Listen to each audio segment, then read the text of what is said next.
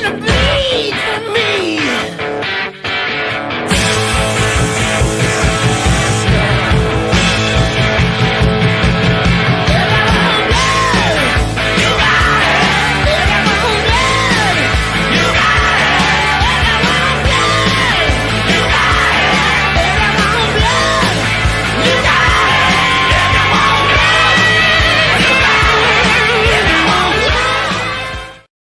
Welcome in, Flyers fans. It's another Tuesday edition of Shoot Another Flyers Show. I'm Chris Babos, Philadelphia Sports Network, and I'm happy to be here with you to talk about some Flyers hockey. 10 games left in the season. Unbelievably, that's all that's left. So we've got an awesome show for you here today as we touch on the final games of, the final weeks, rather, of the NHL season for the Philadelphia Flyers. And then we're joined by a special guest, Travis Bollinghoff of the Nasty Knuckles podcast, also an awesome photographer that works in and around the Flyers. He's been there all season. You can check out his stuff on YouTube at Travi Bolin for all his different videos and shorts and all things of that nature. So he joined us to chat about what he's seen from the Philadelphia Flyers this season. We're going to make you wait a little bit on that for a little bit. Let's get into our show here. It's Chris Babos, Philly Sports Network, Shoot Another Flyers show, and it's talking about your Philadelphia Flyers. The tank is in full effect, fans. Finishing up a road trip in Toronto tonight, visiting former Philadelphia Flyer assistant captain Scotty Lawton. Has not been easy for the Flyers lately. 1-8-1 in their last 10. They're 0-3-1 on the road trip. And it's been a tough watch. And specifically in net. Sam Ersson struggled as he looks tired like he did at the end of last season. We'll get into that a little bit later. And then you've got Ivan Fedotov, who clearly is just not getting it done. He looked like he had fixed things in the middle part of the season. And then here he got some opportunities in March, and it hasn't looked good for the big Russian goalie. So that has put the Flyers in, I would say, a good spot, personally, because I'm of the mindset the Flyers need more skill. We saw that when Andrei Kuzmenko came in, and he definitely wasn't a world beater, but he showed skill on the power play. It's something that I think the Flyers definitely need. So the higher the draft picks, the better chance to get skill, whether that's in the first round or the second round. So the Flyers will have some opportunities to do that here upcoming in the summer. Looking at the standings right now, Philadelphia sits tied for fifth worst, which pretty unbelievable when you think that they were fighting for a playoff spot in mid-January, or at least we're looking at potentially being in and around one. So San Jose, worst team in the league, 47 standings points. Chicago, 51. Nashville, 60. Buffalo, 62. And then Seattle and Philadelphia are tied at 65. So an important week coming up on the schedule. We'll touch on that in a minute. For the Philadelphia Flyers, they play a pair of teams below them in the standings here in the upcoming 7 days. So an important week for the Flyers, depending upon which side you sit on. You could be happy or you could be frustrated with the outcomes. We'll take a look at the goaltending situation. Alexei Kolosov recalled by the Flyers earlier this afternoon. And what does that mean for Fedotov and his status with the Flyers? Matvei Michkov, he reached 50 points. The first rookie to do so in the 2000s, which is wild. Simon Gagne, 48 points in 1999 and 2000. So Michkov, rare air among Flyers rookies here in the last 20, 25 years. We'll touch on what to watch for over the next week and then drop our interview with Travis. We'll wrap up with gritty questions and answers from the community. And then finally, my favorite, the predictions, what I think is going to happen in the upcoming week in Flyers hockey. Weekly highlight. I always like to point out something I think was awesome in the week. I kind of touched on it. We'll dive into it a little bit more. Michkov getting 50 points. It was just absolutely awesome. It's been fantastic to watch all season. It definitely has been easy to watch. We'll touch on it with Trav. He has not been a great defensive player, but the skills that Matvei Michkov displays are very tantalizing. And when you remember that he's a 19-year-old teenager playing in the world's best hockey league, there's a lot to get excited about moving forward for the Flyers. So getting into the goalie situation, around 2 o'clock this afternoon, the Flyers recalled Alexei Kolosov from the Lehigh Valley Phantoms. No injury was reported. Nothing about Ersan, nothing about Ivan Fedotov. The timing's fairly fascinating because a young goaltender in Kolosov, 23 years old, making a push with the Phantoms to make the playoffs, and then all of a sudden you're calling him back up to the NHL level for, depending upon your mindset on the thing, 10 meaningless games for the Philadelphia Flyers this season. How much action does he see of those games? How much is trying to build out his value to potentially flip him in the offseason, which, a strong showing could certainly help, particularly with some of the picks that the Flyers do have upcoming in the draft. So I can see the reasoning without having any injuries reported for the decision, but it definitely is a bit of a head scratcher, given the fact that you would think you'd want a younger goalie down with the Phantoms and experiencing that playoff atmosphere in Lehigh Valley. Now the upside on the move, rest for Ersan, excuse me. When you get Sam Ersan some rest, he's played a ton of hockey this year. 39 starts, 41 games, throw in the Four Nations experience, the travel up to Montreal, then to Boston. He never really got a break when a lot of the rest of the NHL did. So for Ersan, his stats fairly mimic what he had last year.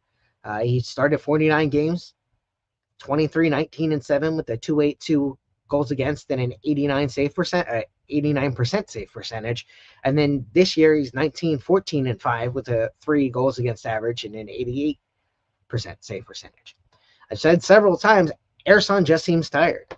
He's 1-4-1 in March. He's up almost an entire goal a game at 3.93 goals against average, and he's down to 85%, or rather 84% on his save percentage. So from that standpoint, it's just one of those things that it seems like too much of a workload for Sam at this point. And that's something that the Flyers are going to have to figure out, whether it's the offseason, whether or not they choose to go with a different goaltending option entirely. It's something that Breyer's going to have to figure out, how much he wants to rely on Ersan. He's a plus 500 goaltender. And on this team, on the Philadelphia Flyers, that's notable. So some decisions for sure in the crease coming up in the off season. As far as Fedotov goes, his last 5 games have been ugly. He had the one solid appearance, the 3-2 overtime loss against Dallas. He let up 2 goals and took the loss against Tampa Bay. Other than that, though, 7 goals against Chicago. He gave up 4 goals against Ottawa, 2 goals against Jersey. So it's just one of those things. He's not been able to make the big save when the Flyers have needed it. So therefore, I can understand the move to have a little more faith in your goaltending for your team. And Kolosov comes back up to see what he can do in a second stint in the NHL. The downside I touched on very briefly, and that's the constant yo-yo game between the AHL and the NHL. You have a 23-year-old goaltender, his first season in North America, really for both Fedotov and for Kolosov, but primarily for Kolosov, his first season here in North America. And he's been up and down and all around between Philadelphia and South Jersey and Lehigh Valley. And it's got to be rough on him and a rough experience. So you hope that it doesn't become a case study in how to not handle an international goaltending. We'll see what happens. He could have never worked out. It could have been nothing that the Flyers did would ever pan out. But you would definitely think that all of the up and down action and, spending time as a third practice goalie might not have been the most beneficial move for Alexei Kolosov this season. But, we'll see what happens. If the Flyers can recoup some value or rebuild his value over the last 10 games, then you got to call the recall from the Lehigh Valley Phantoms' success. Moving on here, Matvei Michkov, a bright spot for the Philadelphia Flyers. He's reached 50 points in 70 games, 20 goals, and 30 assists. He's a minus 15 on the season. The kid likes to score. He's bit of a rough point. 9 games without a goal, 1 goal in the month of March for 12 games. We really saw the potential of Matvei Michkov in the 2 or 3 games where he had a huge burst out of the Four Nations break. He played and had the 3 points against Edmonton, 2 assists against Pittsburgh. The next 3 nights later, rather. And then against Pittsburgh, he had 2 goals and an assist. So that 3-game span really did show what Michkov's capable of. And, once he's able to put that together consistently, it's going to be something to behold. Even as of now, Connor Bedard's played an entire extra season in the NHL, and Matvei Michkov is still going head and head. I don't have the stats in front of me. I wish I would have thought about it before we went live, but they're basically neck and neck right now in points for the season. So it's got to be something that can be a bright spot for the Philadelphia Flyers fans to look forward to as we move towards the end of a disappointing 24-25 campaign that's going to see Philadelphia miss out on the playoffs once again. So with the Flyers missing the playoffs, what to look for next week?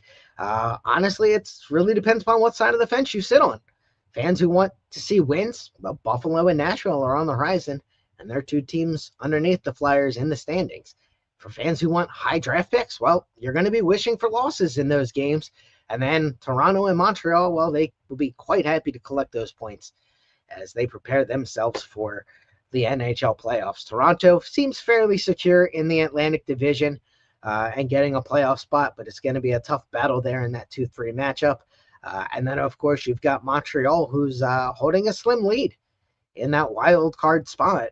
3 points separate 5 different teams right now. Montreal has 75 points. New York Islanders 74, the Rangers 74, Columbus Blue Jackets 73, and Detroit 72.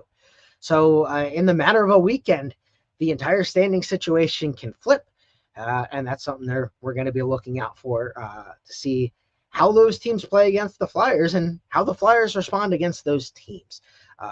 Flyers tend to seem to play up to the level of competition and sometimes down to the level of competition.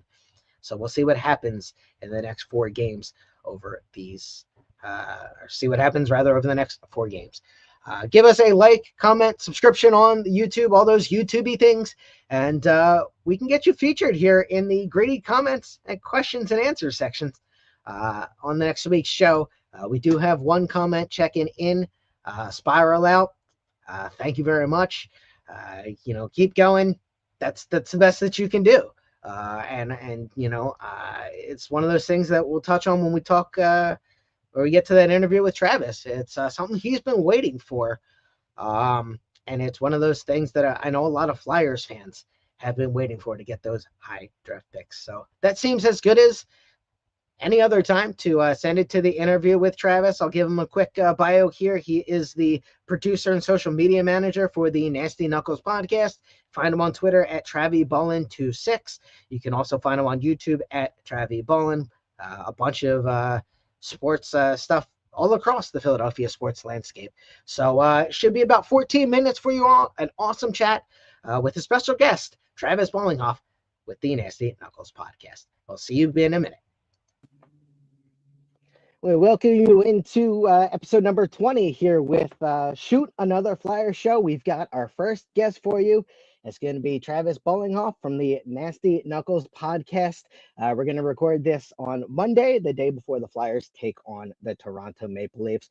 So give a nice warm welcome to Travis Bollinghoff from Nasty Knuckles. Trav, how you doing today? My man, Chris, what's going on, brother?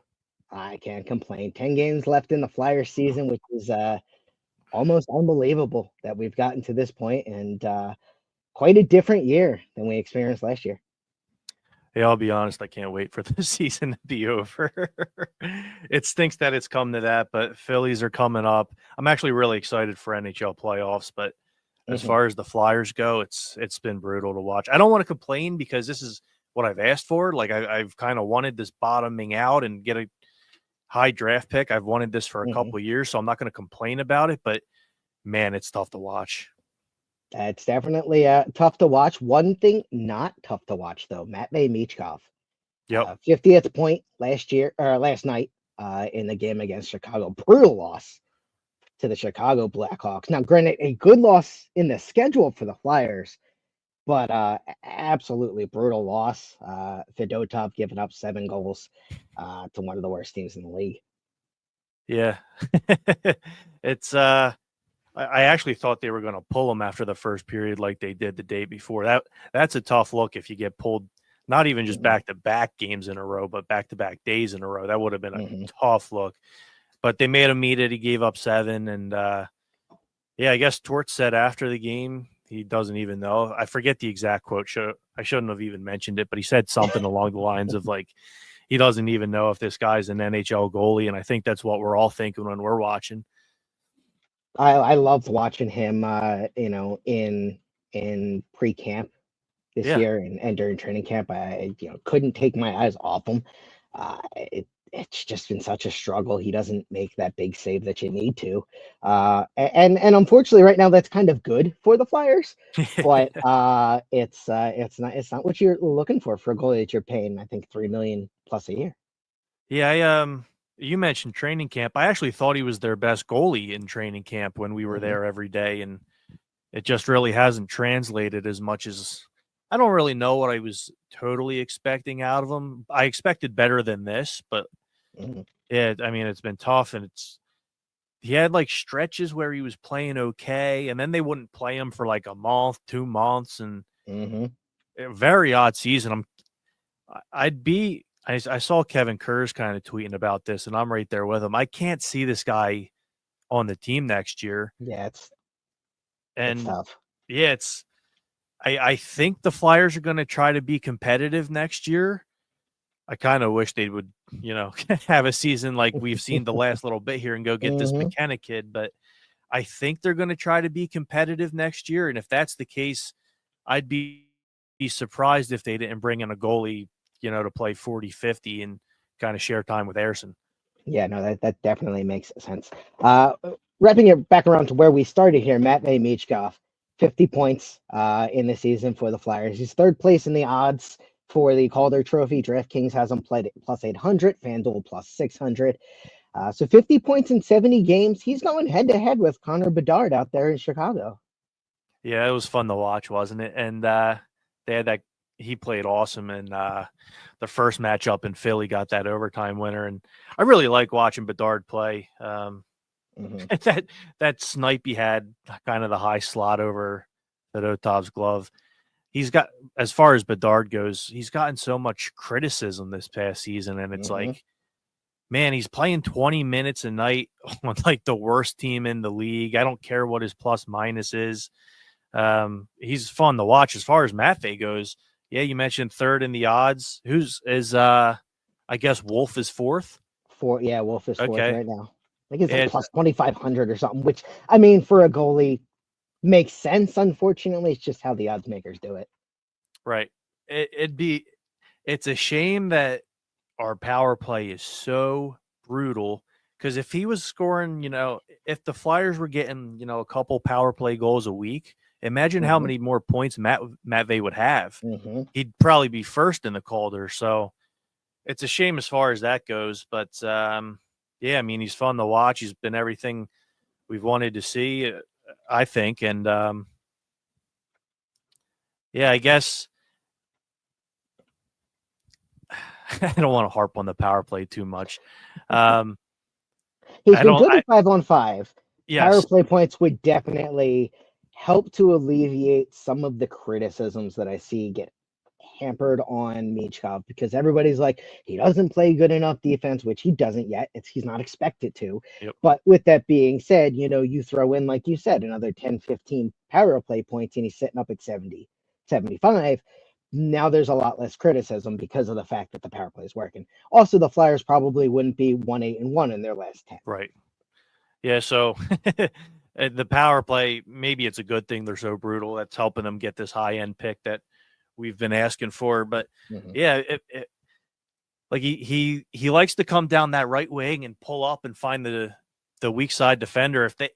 If we had some, like, Cam York's been scrutinized so much and Zamula's had a bad year, if some of these left shot D could actually score some of these points, that would help his total too.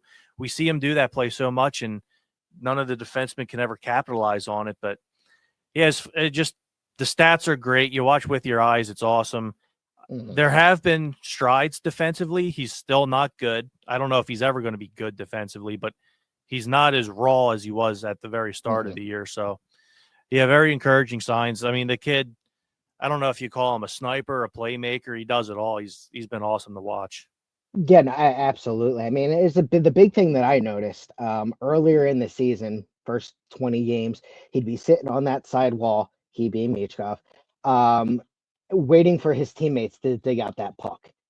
In the last 20 or so games, he's in the wall trying to dig out that puck and helping out his teammates, which is something that Tortorella needed to teach him, because I think in the KHL and in the European style where there's so much more open space, he would find that space, wait for a pass, and then execute. And there's just not enough time or space in the NHL to do that. Yep, you're right. So we mentioned Flyers struggling over their last 10 games, over their last 10 games, 1-8-1. There's 10 games remaining on the season. It's crazy that we've gotten to the point where the marquee games on the schedule, Trav, Nashville, Buffalo. Yeah, you know what? How do you think the Flyers do in the bottom of the basement dwellers? Well, you know what? I thought they were going to win yesterday against Chicago on Sunday, and that game was ugly. So maybe they continue to lose. I'm actually excited for that Buffalo game. If you follow me on Twitter, you know, like, I'm a big Tage Thompson fan. He's my favorite player in the league as far as, you know, guys who have no relation to the Flyers. He's like my favorite player to watch. So I'm excited for that game. I don't think I've ever gotten to see him play in person. So maybe he scores a couple goals and we don't pick up. We don't pick up any points. That's good for the tank, right? So my brother would give me hell if I didn't tell this story. So we were at a Flyers playoff game, circa mid 2000s. I had never seen Toronto's Alex Mogilny play. So during pregame skate, I turned to my brother. I was like, you know, I've never seen him play. I always wanted to see him play. Guy went on to score a hat trick in the playoffs against us.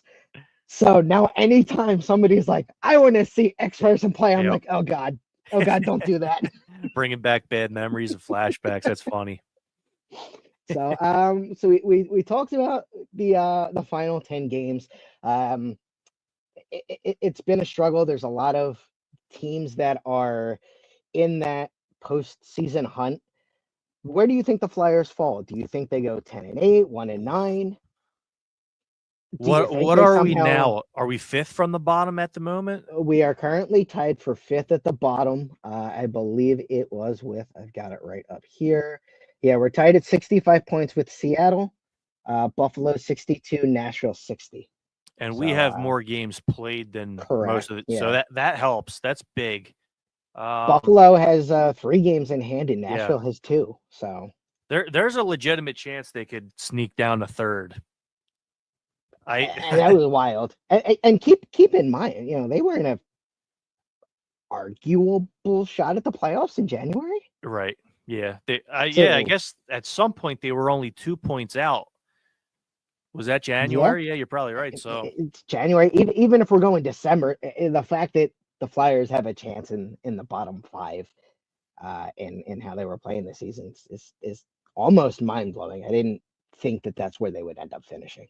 Yeah, I'm right there with you. And you say they were only 2 points out. They were 4 points out for a while. There were so many teams ahead of us.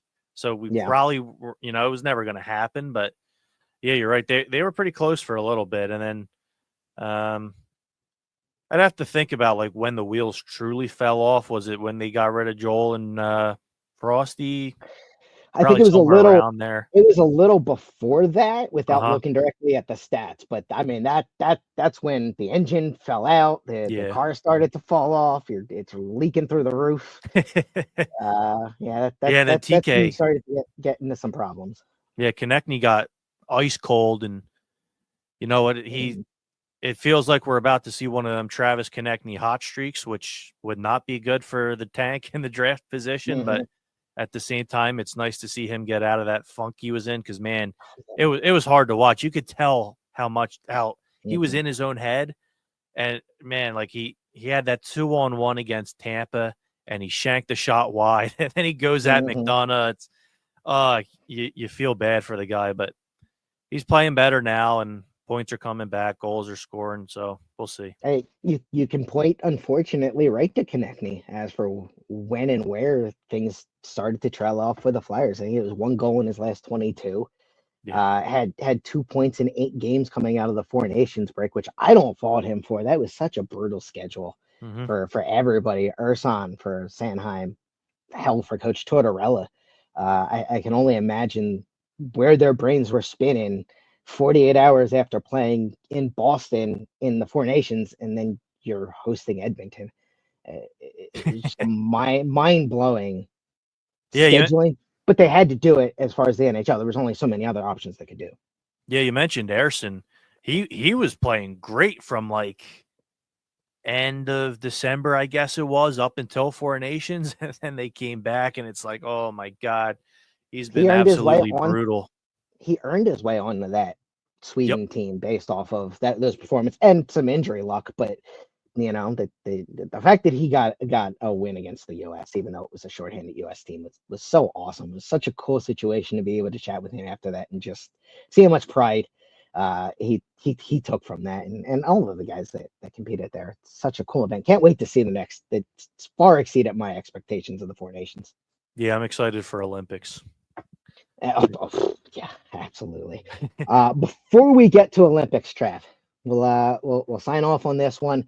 Hopefully we'll have plenty more time to deep dive into some other topics. Give me one off-season hot take for the Philadelphia Flyers.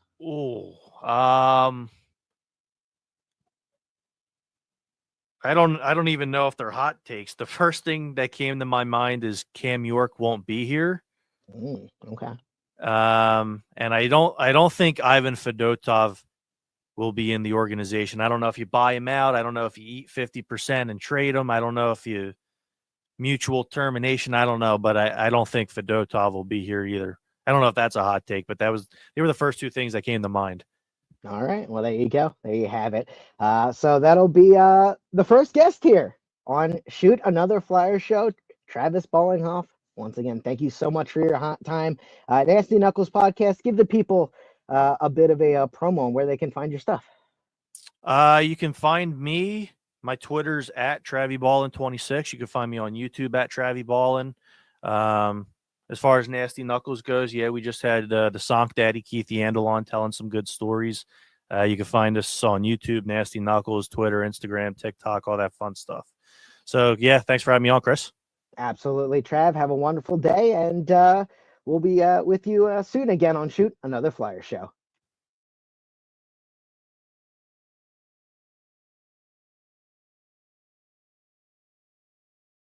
Let's try that again without the mute. Thank you again, Travis, for your time with Shoot Another Flyer Show. Excited to have a guest, potentially excited to see Travis throughout the offseason and see kind of what his thoughts are as the Flyers move forward. So before we get out of here, let's get to the gritty question and answers section for you. Tom checked in and wanted to know more about me, which I really appreciated. Tom said, who is your favorite Flyers player all time? My favorite Flyers player all time has changed throughout the years. So I did take that question in a couple different directions. Younger me, growing up watching the Flyers, it was Mark Recchi. Watching a 5'10" forward dominate amongst the much bigger, stronger, taller players as a relatively short kid growing up. I always appreciated that. So Recchi, 600 games as the Flyers, 232 goals, 627 points. So it was definitely one of my favorite players to watch as he was a Flyers player. I loved when he came back. I believe it was 2000-ish, if I remember correctly.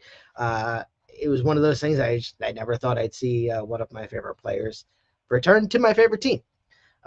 So that was always really cool for Mark Recchi as a younger guy. Older me, easily it's Claude Giroux in my mid-20s. I watched, man, I don't even know, 700-800 of the 1,000 games that he played, probably, in Philadelphia Flyers colors over many, many years.